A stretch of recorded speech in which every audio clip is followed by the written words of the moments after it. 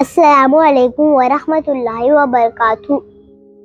میرے رب کی مجھ پر عنایت ہوئی، کہوں بھی تو کیسے عبادت ہوئی۔ حقیقت ہوئی جیسے مجھ پر آیا، قلم بن گیا ہے خدا کی زبان۔ مخاطب ہے بندے سے پروردگار، تو حسن چمن تو ہی رنگ بہار، تو میرا جسم تو ہی فن کا سنگار، مصور امت تو میرا شاہکار۔ یہ صبح یہ شام یہ دن اور رات، یہ رنگین دلکش ہنسی کائنات، کہ حور و ملائک و جنات نے کیا ہے تجھے اشرف المخلوقات۔ تیری عظمتوں کا حوالہ ہے تو ہی روشنی ہے اجالا ہے تو، فرشتوں سے سجدہ بھی کروا دیا کہ تیرے لیے میں نے کیا نہ کیا۔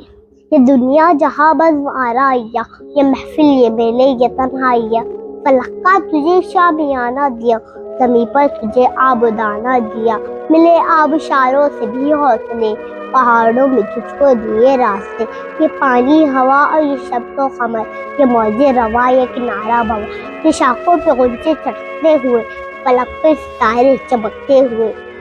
یہ سبزے یہ پھولوں بھری کیاریاں، یہ پنچھی یہ اڑتی ہوئی تتلیاں،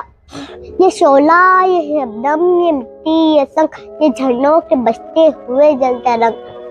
یہ جھیلوں میں ہنستے ہوئے سے کنول، یہ دھرتی پہ مذہب کی لکھی غزل،